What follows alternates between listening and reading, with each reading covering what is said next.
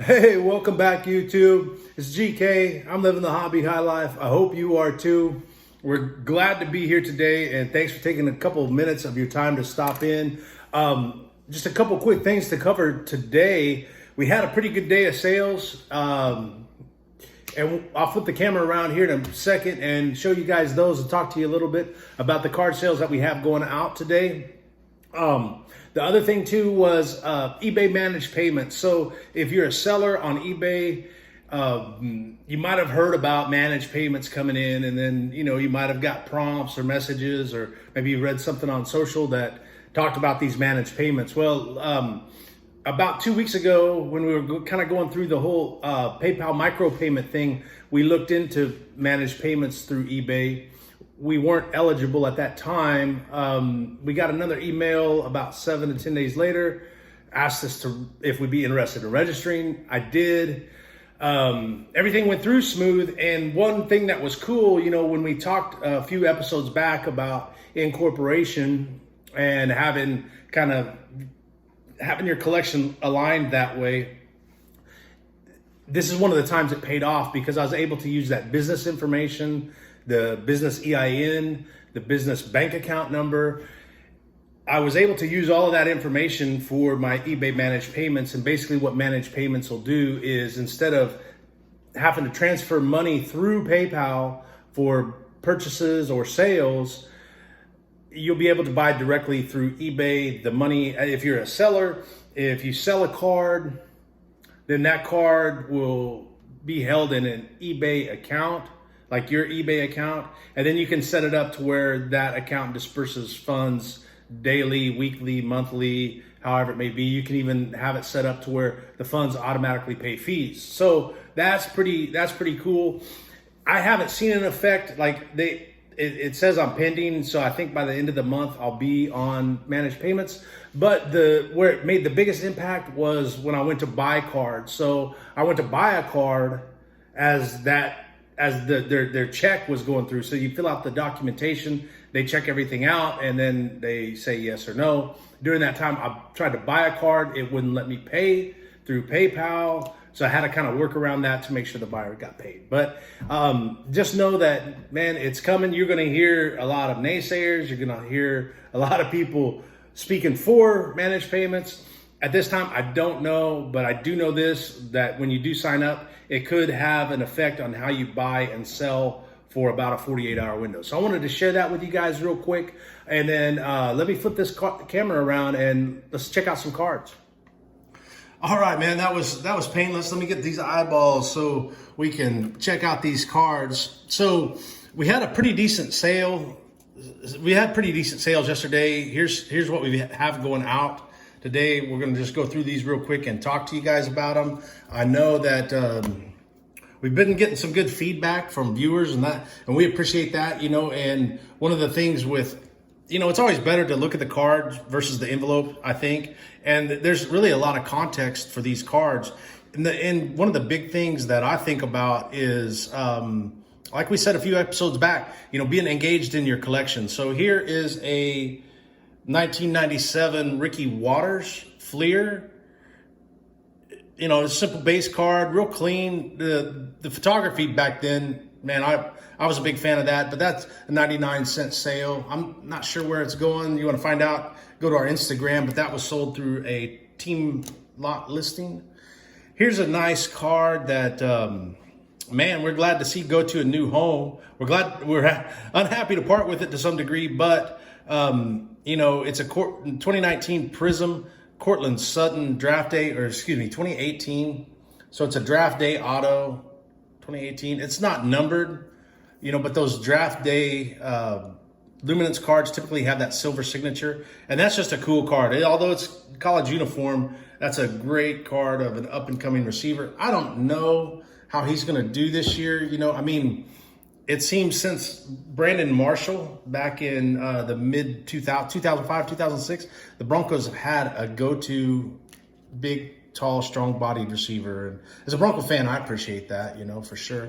Here is a 2019 Select Concourse Lamar Jackson going out. And this was another one of those recent mail day features where we opened this up from a buyer. or from a seller, put it on the marketplace, and then just a few days, we're sending it on to its new home. LJ8, you can never go wrong. Here's a blast from the past. Any of you Buccaneers fans, or the big, strong fullback, you don't see that a lot in today's games. Very few teams. I think the 49ers, maybe the Ravens, and even the Chiefs have kind of gotten away from using a fullback, but Mike Allstott, and that is a score. Yeah, Pinnacle, 1996 Pinnacle, Mike Allstott, rookie card. He's in his Purdue University uniform, but Pinnacle, back in the day, there's those several different brands. You could get all kinds of cards, but that's a clean-looking rookie card going out to a Tampa Bay Bucks fan. Here's an interesting card, and what really makes this interesting is how we have this listed. This was part of a listing where we set up a multi-variation listing that was 2018 contenders. So every card in that listing was a 2018 contenders. And to be honest with you, a set listing, like a listing of a set with variations of different cards that you can pull from the set. If I go down here a little ways, we've got a 2018 LaShawn McCoy. So the listing would contain just 2018 contenders cards. And we built that listing probably 4 or 5 months ago, and it's extremely slow to sell as a card set. So that might be one thing to think about as a seller. For instance, same year, same type of card, 2018 base, or this season ticket, LaShawn McCoy, man, GK, say that 10 times fast. But anyway, we sold this in the Buffalo Bills listing, and it sold quicker than it did if it was listed as part of the set lot. So anyway, rookie ticket auto, on sticker auto going out to another Bucks fan. Here's the first of our dual purchases, and here's another reason why team lots work pretty good. And so it's 2018 contenders, LaShawn McCoy, and the same buyer also picked up 2019 Donruss, Tre'Davious White. I believe that's maybe 2018. I don't know. Sometimes. And once again, we're using the 75 point top loader 2018. So 2018. So Bills fans stopped in, saw the Bills listing, picked up not just one but 2 cards, and they're on their way. And here's another example of that. A Patriots fan came in, got a 2019 certified Julian Edelman, as well as a 2019 certified Sony Michel. Now, how we do these offerings is we offer a discount for multiple cards purchased. So the buyer bought 2 cards, they got 5% off of each card. And so if you buy 2 cards, you get 5%, 3 cards, you get 7%, or 3 cards, 7%. You buy 4 or more cards, you get 10% off each card, which, that really works pretty well. We'll show the Zeke at the last. It's got a little bit different story to it.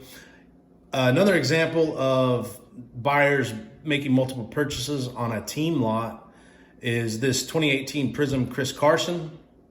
Pretty clean looking Prism right there. It's not a silver, it's just a base. And then also partnered that up with a 2019 Elite Chris Carson. So both of these cards were listed in the Seahawks. Your choice. They pulled 2 Chris Carson cards, also at a discount, so they got 5 cents off each one of these, and at, I believe, $1.29 a piece or $1.19. That makes a big difference. Now, where this kind of comes full circle and ties back around, here's some Ezekiel Elliott cards that are going out to, I presume, either a Cowboys fan or a Zeke fan, but nonetheless, we've got 3 different cards. We've got a 2018 Elite Ezekiel Elliott. It's not numbered, just a simple base card, but we've got that 2018. We've got a 2019 The National Zeke Elliott. going out to a buyer. And then we've got I believe this is a 2017. So 2017 Panini, Zeke Elliott. So these 3 cards are going out to the same buyer. And how we had this listing set up was a player. So it's a multi-card player lot. So the listing read, Ezekiel Elliott, Dallas Cowboys cards, your choice. Pick what you want.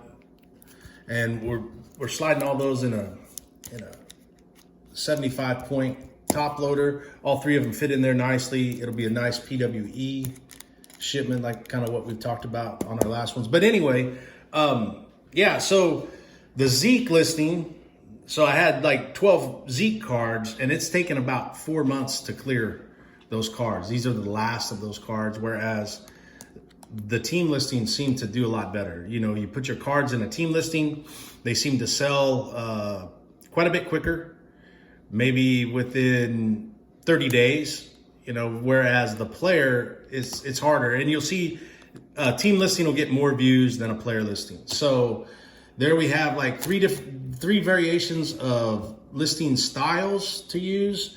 We have the player listing, the set listing, and the team listing. And from my experience, the team listing outperforms all of them. So that's it, and that's that, man. Thanks again for stopping by. Hope you enjoyed the episode. If you did, man, like, subscribe. Let us know what we can do better. Let us know what we're doing good. Thanks for your time. Keep living the hobby high life, and we'll do the same.